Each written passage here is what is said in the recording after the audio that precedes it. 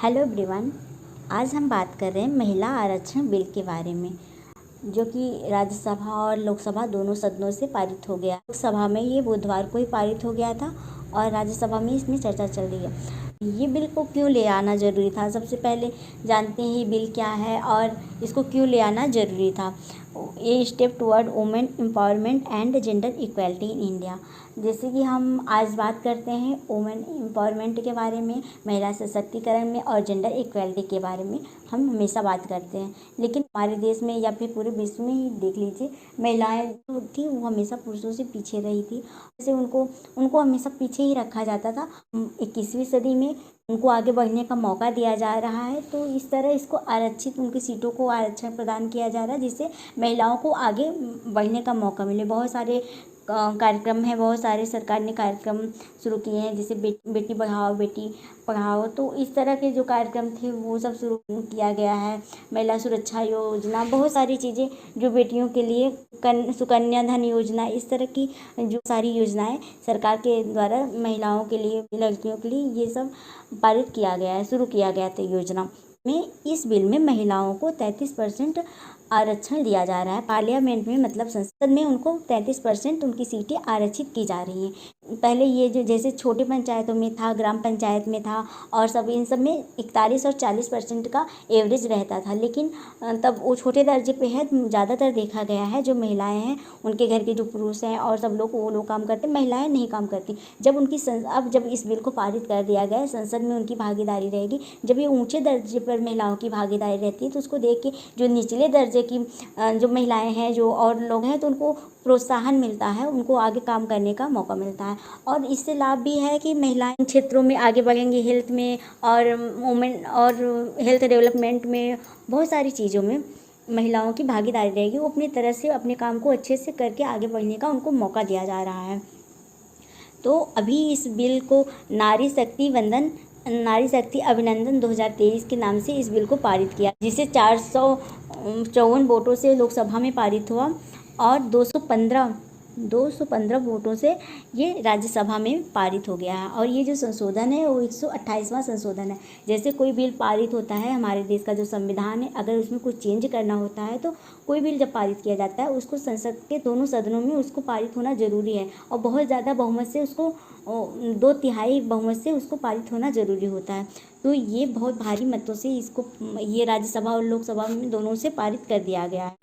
और इसके बाद जो महिलाओं को 33% आरक्षण मिलेगा, इसका मतलब ये है लोकसभा और राज्यसभा की विधानसभाओं में 1/3 सीटें महिलाओं के लिए रिजर्व रहेंगी।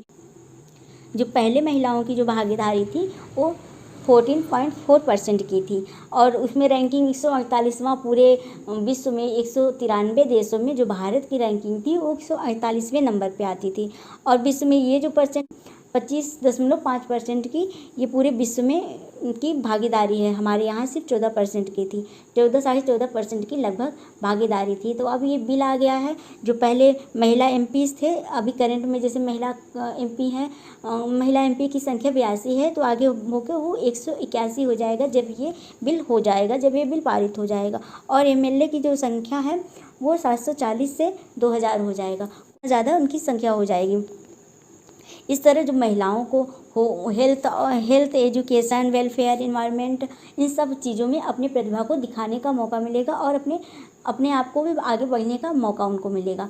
और ये एक तरह से महिलाओं को सशक्त बनाने के लिए ही कार्यक्रम किया जा रहा है। जैसे उनको सशक्त कराने के लिए बहुत सारे कार्यक्रम महिलाओं को आगे बढ़ने के लिए सरकार के द्वारा किया जाता है, तो ये भी उसमें से एक होगा। इससे जो घरों में घरेलू हिंसा होती है, डोरी होता है, इस तरह उन पर रोक लग सकता है। क्योंकि जब महिला अपने आप को जब सशक्त रखेंगी, महिला अपने काम के प्रति समर्पित रहेंगी, उनकी एक पहचान रहेगी, तो जो घरेलू हिंसा जैसे अपराध होते हैं उनको में कमी लाई जा सकती है। और डोरी का भी जो सिस्टम है जो बहुत ज़्यादा बढ़ रहा है, वो धीरे धीरे कम हो सकता है। और इस बिल का जो उद्देश्य यही है कि महिलाओं को 33% की भागीदारी रहेगी, तो ज़्यादा से ज़्यादा महिला संसद में आके अपने विचारों को रख सकेंगी, चीज़ों को हैंडल कर सकेंगी। हमारे देश का सर्वाधिक आरक्षण कोटा वाला जो राज्य है वो छत्तीसगढ़ है। और इसके बाद हम बात करते हैं जो पंचायत में महिला आरक्षण की, पंचायत में महिला आरक्षण का प्रतिशत कितना है। तो जिला पंचायत में महिला आरक्षण जो परसेंट है वो 41% है, मध्यवर्ती पंचायत में 43% है और ग्राम पंचायत में 40% है। पंचायतों के माध्यम से महिलाओं के सशक्तिकरण का कार्य किया जा रहा है। इससे महिलाओं में सशक्तिकरण का जो कार्यक्रम है वो हो रहा है, क्योंकि महिलाएं जाके अपनी तरफ से उन चीज़ों को करती हैं, एक तरह से वो जिम्मेदारी का काम कर रही हैं, तो इससे महिला सशक्त बन रही हैं। इसके बाद 33% का आरक्षण दिया गया है। 33% का आरक्षण देने के बाद भारत दुनिया के 64 देशों में से एक हो जाएगा। जो 64 देश हैं, 64 कंट्रीज़ हैं, वो पहले अपने देश में इतना आरक्षण महिलाओं को दे चुकी हैं। अब ये जब बिल पारित हो जा रहा है, इसके बाद हमारा जो देश भारत है ये भी उन 64 देशों में से एक हो जाएगा जिन्होंने अपने राष्ट्रीय संसदों में महिलाओं के लिए सीटें आरक्षित की हैं।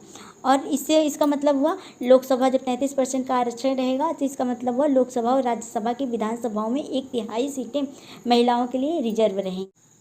अभी हमने बात किया ये 128वां संशोधन है। जैसे कि अगर हमारे संविधान में कोई चीज़ संशोधित किया जाता है, कुछ नया ऐड किया जाता है, तो उस बिल को संसद में लाया जाता है, दोनों सदनों में पारित किया जाता है। अगर दोनों सदनों में पारित हो जाता है तो उसके बाद राष्ट्रपति के हस्ताक्षर के बाद उस बिल को लागू कर दिया जाता है। तो अभी ये बिल जो महिला आरक्षण का बिल है ये पारित हो गया है दोनों सदनों में, बहुत ही अच्छे वोटों से पारित हो गया है। सिर्फ 15 वर्षों के लिए पारित किया जा रहा है, ये लाइफ टाइम के लिए नहीं पारित किया जा रहा है। इसके बाद देखा जाएगा कि इस बिल को पारित करने से क्या प्रभाव पड़ रहा है, मैं इस बिल में क्या चेंजेस करना। अगर सब कुछ ठीक रहा, जिस ढंग से महिला सशक्तिकरण का कार्यक्रम सब कुछ अच्छा चलता रहा, तो इस बिल को आगे रिन्यू कर दिया जाएगा, नहीं तो इस बिल को कुछ चेंज किया जाएगा या फिर इसको ख़त्म किया जाएगा। अभी ये बिल सिर्फ एक लिमिट इस बिल में तय कर दी गई है कि इसको 15 वर्षों के लिए ही पारित किया जाना है। आज के लिए ही इतना ही। Thank you, thanks for watching.